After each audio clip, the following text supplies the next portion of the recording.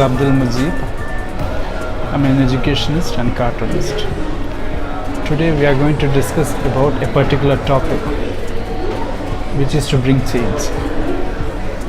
So when we are bringing change, most of the time it is advised that we should work from inside, meaning we have to change from inside.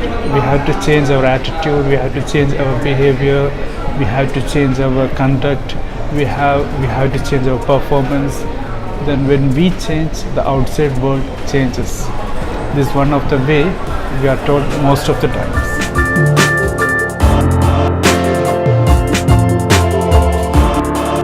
But there is another angle, there is another way of looking into the matter. Then we change ourselves. Yeah, of course it is a better thing and it should happen. There is another side to it. It is like we change the environment which is around you, and this environment will affect your performance. It will change your mood, it will change your vibe, and that way you will be in a better position to adapt to that change. It is just like telling, if I want to become a good cricketer, I cannot sit inside a home or room and read some novels and one fine day I can be a cricketer. So it is like, if I want to be a cricketer, I should be first, if I am inside home, I should read certain rules about cricket. I should watch certain cricket play, the recorded videos of some famous cricketers, their shots, and I should practice myself. So this way, and also like I should make friends who are good cricketers. I should visit them, I should talk to them, and I should make myself more tuned and in the same wavelength to these people, so that I can be a good cricketer. So what I'm doing here is I'm placing myself in a field where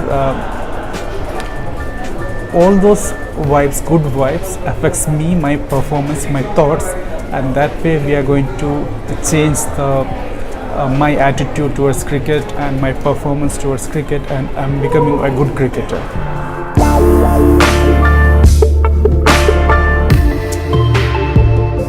So in this context, we can introduce a book co-authored by Richard Estales, a Nobel Prize winner. Like October 1st week, he got his Nobel Prize for his outstanding contribution for linking psychology with behavioral economics. So this book, The Nuts, we can refer it. It's a very good book, and it deals with mainly four main pillars. The first being behavioral economics, the second is psychology, the third is Libertarian Paternalism, and fourth is choice architecture.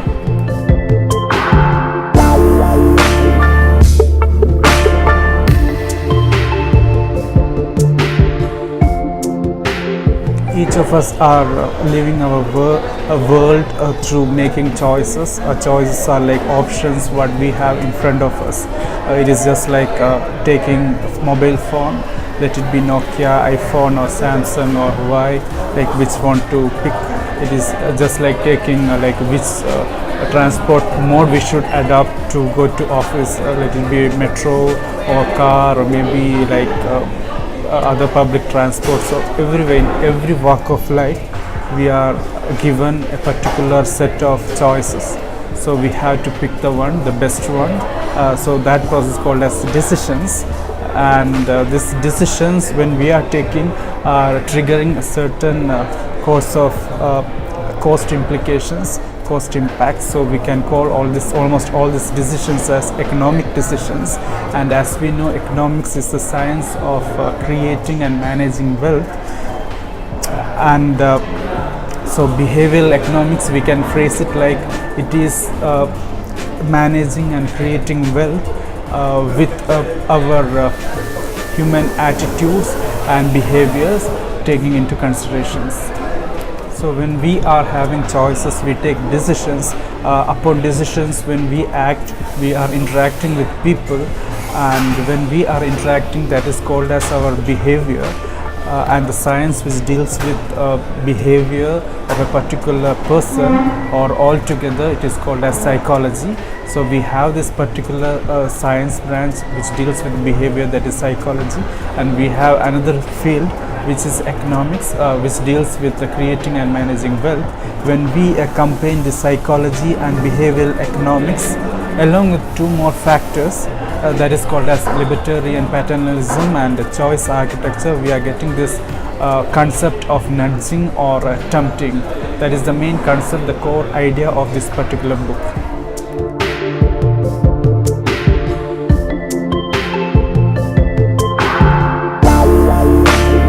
Homo economicus and Homo sapiens are the two words which are repeatedly mentioned in this book. Giving the reference for Homo economicus is like that particular ideal person who takes his decisions based for the better output, the maximum output and utility. So that makes the unique ideal person who can, the book is referring as Homo economicus, and there comes the other side which is Homo sapiens, which is the practical side. So when the textbook definition of economics goes for that ideal person for the maximum utility and the output, Homo sapiens just deals with decisions by just hunch of his feelings and upon the decisions which will be like emotionally he is taking by considering other factors, not always the maximum utility and output. Libertarian paternalism is actually a phrase which came by combining two words, that is libertarian, the freedom to choose, the freedom of choice, and paternalism. Paternalism is like father-like control. It will be like paternal, like father. So father-like figure, superior figure who will be giving choices, and this choices is by a person who is having a superior control over the like what will be the outcome of the choices. So this person or this body of people, maybe government, maybe private entity, this learned body will be knowing much better than us. So this particular body who will decide, they will never decide, but they will give choices, like say this is a particular point A, point B, point C and point D. If you are taking these routes, yeah, that will be better for you. If you are going to have plan A, you are going to have a benefit A. If you are going for plan B, you are going to have benefit B. If plan C, benefit C, and plan D, benefit D. So this kind of options they are going to give, and entirely upon the individual, it will be for him or her to choose which is better. Choice architecture is the fourth and final pillar, where like whatever options we have, that has to be kept carefully, so that the person who is going to make the decision for him or her, it should be useful. It is just like we are having two shops, shop A and shop B, and we are going to shop A and we are seeing all the stuffs whichever we may want to buy it, that will be there. There also will be stuffs which we don't want, so these stuffs also will be there. And if you are going to plan shop B, we will be finding these stuffs which we want will be there, which the shop feels that is better for you to take economically or maybe in other perspectives, that will be kept highlighted, so that when you are going, though you went to that particular shop B to buy stuff A, you will find stuff B which is having more features, and you will be attracted to it, and you will be taking that stuff B, and you will be like making a good decision. So in this way, maybe you are not that educated about the upgrade that happened recently, and that stuff B is having more features than stuff A, and this particular shop, because he kept this particular stuff B highlighted, and this highlighting help you to take the particular stuff. So this way this shop is influencing your decision. So this way they are designing the stuff in front of you. So this is called as a choice architecture.